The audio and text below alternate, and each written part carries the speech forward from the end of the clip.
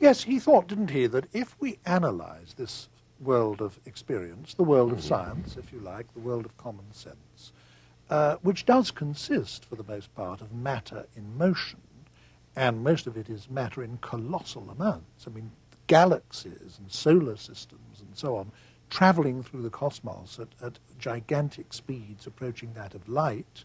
So the whole material universe consists of matter in motion to a degree that, so to speak, defies our imagination to really conceptualize it. And he argued, I mean, there were steps in the argument that we haven't time to go through, but he argued, following on from Kant, that what is ultimate in all this must be energy. He argued that matter is, as it were, instantiated energy, that a physical object is a space filled with force, that ultimately all matter must be transmutable into energy. And it's very striking, I think, that that particular doctrine of his has been entirely borne out by 20th century science.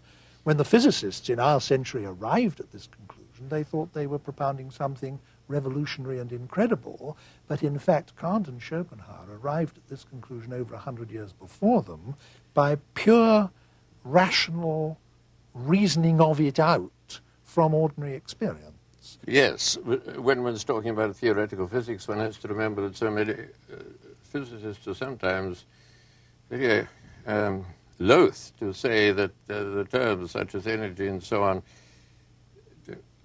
denote any reality, aren't they? That they're of use within the framework of theoretical physics, but that it can't be taken that there's some kind of metaphysical reality called energy or so on. But I can quite see the point of substituting energy for Schopenhauer's will in describing. Well, you're attributing to me a step I don't quite take. I mean, well, I'm glad. Yes.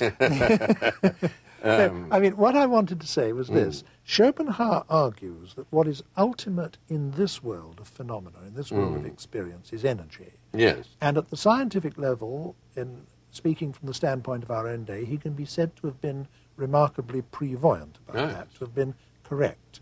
Now, he says that the metaphysical, the underlying noumenon, is whatever manifests itself as this energy. And throughout the cosmos, I mean, in the stars and the solar system, in animals, in trees, in falling stones, in ourselves, in everything. It's the unconscious energy that forms us in the womb, that makes our organs work while we sleep, and so on.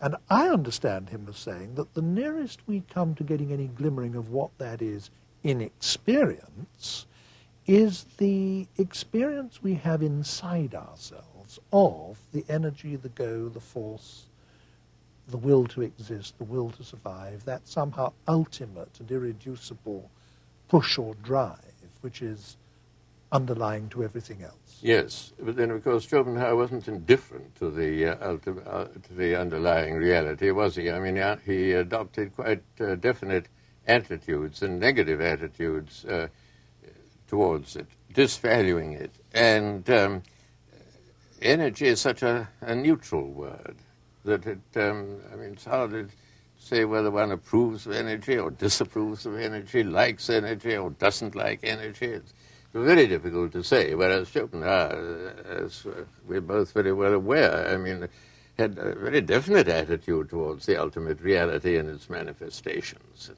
Well, I think it would have been better if he'd used the word energy, because he decided to give the name will to this metaphysical reality. And I think that's misled people ever since, because we can't help associating the idea of a personality with a will, or the idea of an aim with a will, when Schopenhauer himself reiterates at different points in his writings that he doesn't mean that in his sense of the word will, everything has a will. A dead star or a stone has as much will as you or I, that it is simply the metaphysical substratum, as it were, in everything, that it's not personal, not alive, not organic, has no aim, and so on. I think it's misled people. An impersonal word like energy would have been very much better, in my opinion. Well, I think you're quite right on that particular point. My own point that I was hinting at was that as Schopenhauer looked on the ultimate reality as perfectly revolting and was willing to speak of it on occasion, even in moral terms, as wicked, I mean, one wouldn't naturally be led to think of energy as revolting or as not revolting. At least I wouldn't, and certainly not as wicked. And so that's what I meant, that he has this definite attitude towards the ultimate reality and towards its manifestation, of course, this world, empirical world. Well, now, perhaps we can, as it were, change our tack a little and confront that head-on. Up to this point in our discussion, we've been sketching what Schopenhauer's picture of reality was, what he thought the overall picture was. Now let's talk about his attitude towards it. He thought that the world was an appalling place, a terrible place. He thought it was full of injustice, disease, repression, that the hospitals and prisons of the world were full of people going through the most appalling sufferings and tortures, that nature was red in tooth and claw, that in every hour of every day thousands upon thousands of animals are tearing each other to pieces alive and devouring each other alive, and that the whole thing is a sort of appalling nightmare. It's an incredible vision, and it's expressed in prose of such dramatic power that no one who's ever read it is likely to forget it. But that was his view, wasn't it, of the way things are, and therefore that the underlying metaphysical reality must be such as to express itself in these terms, and must therefore be something terrible, something nightmarish. That's why he is renowned quite rightly for being a pessimist. Yes. The pessimist above all philosophers, a bleak, black view of reality. Of course, he didn't leave it there, did he? I mean, he had suggested some ways out, the temporary way through aesthetic contemplation, through art, through the creation of art and through the appreciation of art, which stills desire and selfishness and longing and hostility and conflict for the time being, at any rate, just as one can go into an art gallery and look at the pictures and without desiring anything, but then, of course, one comes out and runs into a cafe or a pub and need and desire reassert themselves. But it's a temporary way out.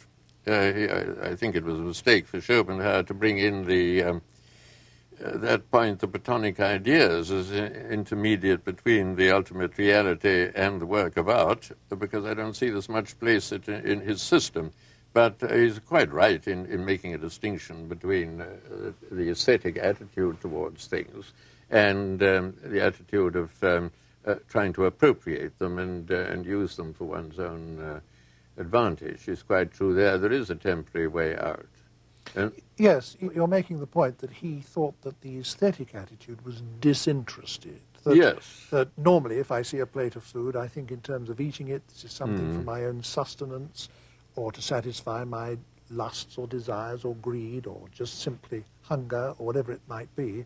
Whereas if I see a Dutch painting of a plate of food, I don't see it in that light at all. No. I see it as entirely sort of impersonal, disinterested way, and then I'm conscious of its presence or absence of aesthetic qualities, its beauty or lack of beauty it may be, but it's a quite different way of looking at things.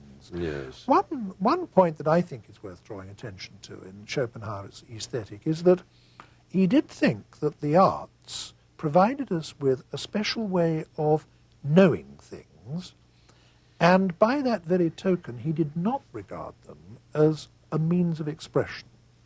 If I produced a work of art, what I'm doing primarily, according to Schopenhauer, isn't expressing my emotions or giving expression to my feelings.